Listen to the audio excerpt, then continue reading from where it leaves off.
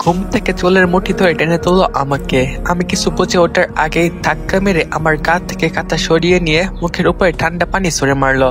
প্রথমে অবাক হলেও চোখ খুলে দাদিকে দেখে আর অবাক হলাম না, কেননা এইরকম আচরণ গত কয়েক বছর ধরে প্রায়ই হয়ে আসছে আমার সাথে। এই জমিদারের বেটি, সকাল যে হয়ে গেছে চোখে পড়ে না? তুই সারাদিন শুয়ে থাকলে কাজে হাত লাগাবি কে শুনি?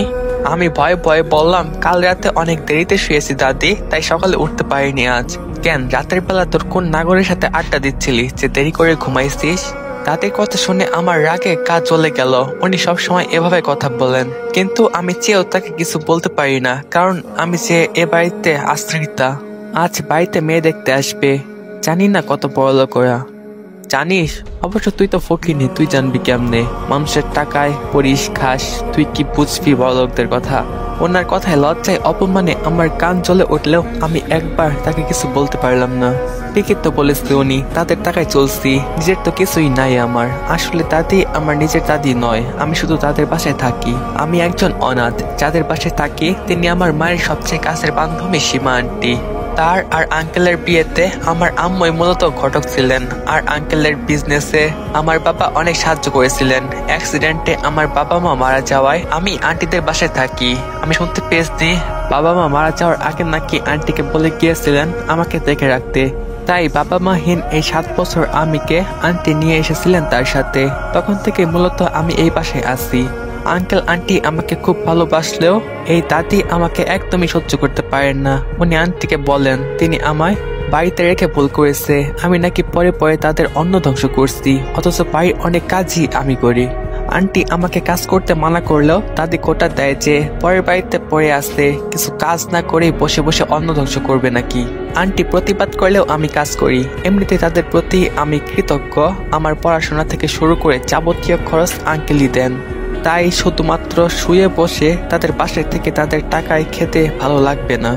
এবার কলেজের 2য় বর্ষে আমি, কিছুদিন পর ভার্সিটিতে উঠবো, তাই আমি সিদ্ধান্ত নিয়েছি কলেজ শেষ হলেই নিজে কিছু একটা টিউশনি করে নিজের খরচ নিয়ে চালাবো। আমি এসব ভাবছিলাম, এর মধ্যে দাদি বলে উঠলেন, কি ভাবিস জমিদারানি? এখন ওঠে কাজের মেয়ে সাহায্য করবি নাকি আরো আরাম করা বাকি আছে তোর? দাদির কথা শুনে দীর্ঘশ্বাস ফেলে ফ্রেশ হওয়ার জন্য বাথরুমে গেলাম আমি। তারপর বের হয়ে রান্নাঘরে গেলাম। আন্টিও দেখি রান্না করছেন। আমাকে দেখে মিষ্টি এসে বলে উঠলেন, ঘুম হয়েছে? আমি ভাবলাম পরীক্ষা সামনে, তাই মনে হয় রাত জেগে পড়েছিস, তাই আর ডাকিনি সকালে। হ্যাঁ আন্টি, ঘুম হয়েছে। কি রান্না করছো তুমি? আমাকে বলো কি করতে হবে, আমি করছি। আন্টি তখন বললেন, তোর কিছুই করতে হবে না মা, তুই এক কাজ কর, শুধু ক্ষীর বানিয়ে রাখিস কলেজে যাওয়ার আগে, তুই তো ওটা খুব ভালো পারিস, দুপুরে আসবে মেহমানরা। দাদির প্রতিদিনের খারাপ ব্যবহারের পরেও আমার এই বাসায় ভালো থাকার অন্যতম কারণ আন্টি। তার 2 ছেলে মেয়ে, ছেলেটা বড় আর মেয়ে আমার সমবয়সী, নাম রাইসা। আজ রাইসাকে দেখতে ছেলেপক্ষ আসবে, শুনেছি অনেক বড় লোক নাকি, টিভিতেও নাকি দেখা যায় ওনাদের। সে যাই হোক, রাইসাকে আমি আমার বোনের মতোই ভাবি। ও যদি খুশি থাকে এই বিয়েতে, তাহলে সম্পর্ক ঠিক হলেই আমি খুশি। আমি কলেজের জন্য বের হচ্ছিলাম, এমন সময় দেখি দাদি ডেকে বললেন, তোর কলেজ কখন শেষ হবে? আমি বললাম দুপুরে দাদি। কেন? দাদি বললেন, আজ দুপুরে বাড়ি আসবি না তুই, বিকেলের আগে যেন তোকে বাড়ির মধ্যে না দেখি। আমি তখন অবাক হয়ে বললাম, কেন দাদি, আমি এতক্ষণ কি করব বাইরে? দাদি আবার বললেন, যেটা বলছে সেটা শোন, আজ দুপুরে বাড়ি আসবি না তুই, বিকেলের আগে যেন তোকে বাড়ির মধ্যে না দেখি। রাইসাকে দেখার জন্য বিকেলে ছেলেপক্ষ আসবে, ওদের সামনে যেন না পড়িস তুই। ফকিন্নি হলে কি হবে, এমনিতেই রূপের ডালা নিয়ে ঘুরিস। বড়লোক ছেলে যদি তোরে দেখা ফেসে যায়, তাহলে আমাদের মাইয়ার বিয়া হওয়া লাগবো না। আর রাইসার বিয়া ওই বাড়িতে না হইলে আমি তোরে বাড়ির থেকে বাইর করে দিব। তাদের কথা শুনে ভয় আমার জান কেঁপে উঠলো। আঙ্কেল আন্টি যদিও আমাকে সাপোর্ট করেন, তাও তাদের যদি ইমোশনাল ব্ল্যাকমেল করে আমাকে বের করে দেন, আমি কোথায় যাব? আর কেউই তো নাই আমার এই দুনিয়ায়। কলেজ শেষে বান্ধবীদের সাথে কিছুক্ষণ ঘোরাঘুরি করে আমি বিকেলের দিকে ভয়ে ভয়ে বাসায় গেলাম। আকাশে বৃষ্টি বৃষ্টি ভাব, তাই আর দেরি করলাম না। বাসার সামনে পৌঁছাতে রীতিমতো বৃষ্টি শুরু হয়ে গেছে। তাদের কথা মনে পড়তেই ভেতরে ঢুকবো কিনা দ্বিধা কাজ করছিল। পরে ভাবলাম ছেলেপক্ষ হয়তো এতক্ষণে চলে গেছে, তাই 7-5 না ভেবে বাসায় ঢুকছিলাম। এমন সময় হঠাৎ কারো শক্ত পুরুষালীর বুকের সাথে ধাক্কা লাগায় চমকে উঠে পড়ে যেতে লাগলাম আমি। কিন্তু মাটিতে পড়ে যাবার আগেই একটা বলিষ্ঠ হাত টেনে তুললো আমায়। আরেকটি হাত আগলে রাখছে আমার কোমর। তার স্পর্শে শিউরে উঠে তার চোখের দিকে তাকালাম। বৃষ্টির জন্য ঠিক মতো তাকানো যাচ্ছে না। মিটমিট করতে থাকা চোখ কোনো মতে তার সুদর্শন চেহারার দিকে তাকাতেই যেন হৃৎপিণ্ড কেঁপে উঠলো আমার। এই প্রথম কোনো পুরুষের সান্নিধ্যে আসায় তন ও মন রীতিমতো কম্পন উঠে গেছে আমার। কাপা কাপা হাতে তাকে ধাক্কা দিয়ে নিজের থেকে সরিয়ে দেওয়ার চেষ্টা করলাম আমি, কিন্তু তার সুদাম দেহে আমার ছোট্ট হাতে ধাক্কায় বিন্দুমাত্র স্থান পরিবর্তন হলো না।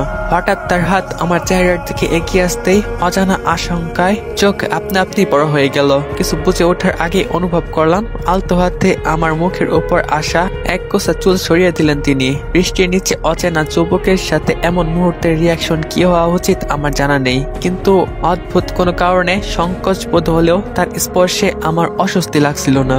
তৎপর দুজনেই কিছু বলার আগেই তার ফোনের কর্কশ রিংটংটা বেজে উঠল। মুহূর্তে যেন হকচকিয়ে গেলেন তিনি, এক ঝটকায় সরিয়ে দিলেন আমায়, তারপর ফোন রিসিভ করে হন হন করে চলে গেলেন, যেন এতক্ষণ কিছুই ঘটেনি। তার যাওয়ার দিকে কিছুক্ষণ তাকিয়ে থেকে বাড়ির দিকে ঢুকতেই দেখি দাদি রক্ষ চোখে তাকিয়ে আছে আমার দিকে। হঠাৎ মনে ভয় এলো, উনি একটু আগে আমাকে ওনার সাথে একসাথে দেখেনি তো। দাদিকে দেখে ভয়ে ভয়ে বাড়ির ভেতরে ঢুকলাম আমি। শুকনো ঢোক গেলে তার মুখে নিচের নামে বাজে কিছু শোনার প্রস্তুতি নিতেই বললেন, বাসায় কখন আসলি তুই? আর ঢোকার সময় কেউ তোকে দেখেনি তো? তাদের কথা শুনে এতক্ষণ চেপে রাখা শ্বাস ছাড়লাম আমি। তার মানে তিনি কিছুই দেখেনি। যাক, আল্লাহ তাআলা বাঁচিয়েছেন আজকে। মনে মনে আল্লাহর শুকরিয়া আদায় করতে আবার দাদির গলায় শুনলাম, কিরে কথা কস না কেন? সত্যিই কি কারোর সাথে দেখা হয়নি তোর? কোনো বেটা মানুষকে দেখছস বাড়ি থেকে বের হইতে? তাদের কথা শুনে বুঝলাম তিনি ওনার কথাই বলছে। তবু মুখে বললাম, না তো দাদি, আমার তো কারোর সাথে দেখা হয়নি, আর আমি কাউকে দেখিনি। কেন, কারোর সাথে দেখা হওয়ার কথা ছিল কি? দাদি আমার কথা শুনে খুশি হলো মনে হয়, তার মুখে স্বস্তির আভাস দেখা গেল। তিনি বললেন, আর কইস না, ছেলেরা মেয়েদেরকে খাওয়া দাওয়া করে চলে যাচ্ছিল, ওদের নাকি এক জরুরি কাজে যাওয়া লাগবে। পাত্রের বড় ভাই আসছিল, সেই দেখতে পোলাটা, তবে সারাদিন ফোনে কথা কয় অফিসের মানুষের লগে। খাওয়া শেষে ওই ফোন ছেড়ে এসেছিল টেবিলের উপরে, ওটা নেওয়ার জন্যই আসছিল আবার। দাদির কথা শুনে বুঝলাম একটু আগে যার সাথে আমার দেখা হয়েছিল উনি পাত্রের বড় ভাই, তার মানে উনি পাত্র না। হঠাৎ করে যেন মনের মধ্যে অদ্ভুত স্বস্তি লাগলো, উনি পাত্র না শুনে। কিন্তু কেন লাগলো তার কারণ বুঝতে পারলাম না আমি। আরে তুরফা, তুই এসে গেছিস, এত দেরি হলো কেন আজ? আমি এতক্ষণ ধরে ভাবছিলাম তুই কলেজ করে বাসে আসিস না কেন এখনো। আন্টির কথা শুনে আমি আন্টির দিকে তাকালাম। তিনি খানিকটা চিন্তিত মুখে আমার দিকে চেয়ে আছেন। বুঝলাম দাদি আমাকে মানা করার কথা তাকে জানাননি। দাদির দিকে তাকিয়ে দেখি তিনি চোখের ইশারায় আমাকে মানা করছেন আন্টিকে যেন আমি কিছু না বলি। দীর্ঘশ্বাস ফেলে আন্টিকে হাসি মুখে জড়িয়ে ধরে বললাম, উফস আন্টি, তুমিও না বড্ড বেশি চিন্তা করো। কলেজ শেষে একটু ঘুরতে গিয়েছিলাম ফ্রেন্ডের সাথে, দুপুরে ওদের সাথে খেয়েছি, তাই বাসায় আসতে একটু লেট হয়ে গেল আজকে। চিন্তা কেন হবে না মা, তুই আমাদের দায়িত্ব। তোর মাকে কথা দিয়েছিলাম আমি তোকে দেখে রাখার জন্য। যতদিন তোকে যোগ্য ছেলের হাতে তুলে না দিয়েছি, তোর খেয়াল তো আমাদেরই রাখতে হবে। এরপর কোথাও গেলে আমাকে বলে যাস। আন্টির কথা শুনে মাথা নাড়লাম। বিয়ের কথা শুনে মনের মধ্যে শিহরণ খেয়ে গেল। আমার জীবনেও কি কেউ আসবে যে আমাকে আগলে রাখবে এই কঠিন দুনিয়া থেকে, যার সবকিছুতে আমার অগ্রাধিকার থাকবে সবার উপরে। সে তার ভালোবাসার বৃষ্টিতে ভরিয়ে দেবে আমার হৃদয়ের মরুভূমি, যার আগমনে পরিপূর্ণ হবে আমার এই ছোট্ট জীবন। পাত্রপক্ষ রাজি হলেই হয় বিয়ের জন্য।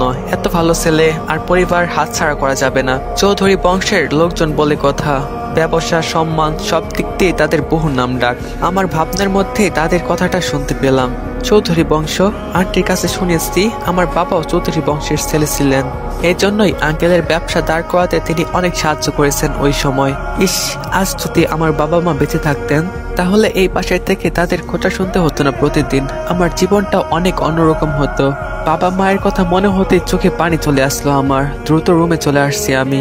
নামাজ পড়ে তাদের জন্য দোয়া করলাম আর আল্লাহর কাছে চাইলাম আমার জীবনেও সুন্দর করে দেওয়ার জন্য। তারপর ফ্রেশ হয়ে ঘুম দিলাম সন্ধ্যা পর্যন্ত। সবার চিল্লাচিল্লিতে ঘুম ভেঙে গেল আমার। সময় দেখলাম রাত 8টা বাজে। বেশ অনেকক্ষণই ঘুমিয়েছি আমি তাহলে। হাত মুখ ধুয়ে বাইরে আসতে দেখি আঙ্কেল আন্টি মিষ্টি নিয়ে এগিয়ে এলেন আমার দিকে। রাইসার দিকে তাকাতে দেখি ওর লাজুক হাসিতে আমার দিকে এগিয়ে এসে জড়িয়ে ধরলো আমায়। কিছুটা আন্দাজ করতে পেরেছি কি হয়েছে, তাই আন্টিকে ইশারায় জিজ্ঞেস করলাম। উনিও হ্যাঁ সূচক মাথা নাড়ল। বিস্তৃত হলো আমার মুখে হাসি। পাত্রপক্ষ রাজি হয়েছে। তাদের খুশি দেখে কে উনি নাকি পাড়ায় মিষ্টি বিলিয়ে এসেছেন এই খুশিতে। তার পাগলামের কথা শুনে আমি হাসলাম। রাইসা একের পর এক রূপ চর্চা করে যাচ্ছে আর আমি বসে বসে ওর কাণ্ড দেখছি। যার সাথে ওর বিয়ে ঠিক হয়েছে অর্থাৎ প্রান্ত, তার সাথে নাকি কালকে ওর রেস্টুরেন্টে দেখা করার কথা, তার জন্য এত প্রস্তুতি। কিন্তু আমি বুঝতে পারছি না, আজকে তো প্রান্ত ওকে দেখছেই, তবে এত রূপচর্চা করার কি দরকার? যাই হোক, ওর ব্যাপার ও জানে। রাইসা ফেস প্যাক তুলতে বাথরুমে গেছে আর আমি চুপি চাপি ওর ফোন টিপছিলাম। হঠাৎ ওর ফোন বেজে উঠলো, দেখি প্রান্ত কল দিয়েছে। রাইসাকে বার কয়েক টাকার পরেও শুনলো না, এদিকে ফোন বেজে যাচ্ছে। এক পর্যায়ে রাইসা বলল আমি ধরে যেন প্রান্তকে বলি রাইসা একটু কাজে আছে, ফ্রি হয়ে নিচে কল ব্যাক করবে। ইতস্তত বোধ হলেও রাইসার কথা শুনে কাপা হাতে ফোনটা রিসিভ করলাম আমি। হ্যাঁ হ্যালো প্রান্ত ভাইয়া। ওপাশ থেকে কোনো আওয়াজ পাওয়া গেল না। অদ্ভুত গম্ভীর্য বিরাজ করেছে। কিছুক্ষণ অপেক্ষা করে বিরক্ত হলাম। কথা বলার জন্য যদি ফোন দেয় তাহলে চুপ করে আছে কেন? তাই বিরক্ত নিয়ে এক নিঃশ্বাসে বলে উঠলাম, হ্যালো ভাইয়া, আপনি কি শুনতে পাচ্ছেন? যদি শুনতে পান তাহলে শুনে রাখুন, আপনি যাকে ফোন দিয়েছেন আমি সে নই, আমি রাইসার বোন তুরফা। ও এখন একটু ব্যস্ত আছে, ফ্রি হয়ে আপনাকে কল ব্যাক করবে। তার উত্তর শোনার জন্য কিছুক্ষণ অপেক্ষা করেও নিঃশ্বাসের শব্দ ছাড়া আর কিছুই শুনতে পেলাম না। প্রচন্ড বিরক্ত হয়ে ফোন কাটতে ওপাশ থেকে শোনা গেল গম্ভীর আওয়াজ, আমি প্রান্তের বড় ভাই পূর্ণ বলছি, ওর কালকে জরুরি মিটিং আছে, তাই কাল দেখা করতে পারবে না। এই কথাটা ও নিজে রাইসাকে বলতে পারছিল না, সে কষ্ট পাবে ভেবে। তাই আমি ফোন দিয়েছি ওর পক্ষ থেকে, আপনি রাইসাকে পরশুদিন আসতে বলবেন। এই মিটিং জরুরি না হলে আমি কখনোই প্ল্যান ক্যান্সেল করতে বলতাম না ওকে। আশা করি রাইসা বুঝবে। একবারে এত কিছু বললে সাথে সাথেই ফোনটা কেটে দিলেন উনি, আমাকে কিছু বলার সুযোগই দিলেন না। অথচ এদিকে তার কণ্ঠ, তার নাম শুনে আমার হৃৎপিণ্ডের ধুকধুকানি বেড়ে গেছে। পূর্ণ নামটা শুনে মনের মধ্যে শিহরণ জাগলো। ওনার সাথে দেখা কি তবে হয়েছিল আজ বৃষ্টিতে আমার? আবার এখন ভাগ্যক্রমে তার সাথেই ফোনে কথা হলো আমার। কেমন অদ্ভুত ব্যাপার। এদিকে রাইসা বাথরুম থেকে ডেকে যাচ্ছে কি হয়েছে শোনার জন্য, কিন্তু এদিকে পূর্ণ নামক ব্যক্তির অদ্ভুত আচরণে আমার ভাবনার জগতে ডুবে রয়েছি আমি।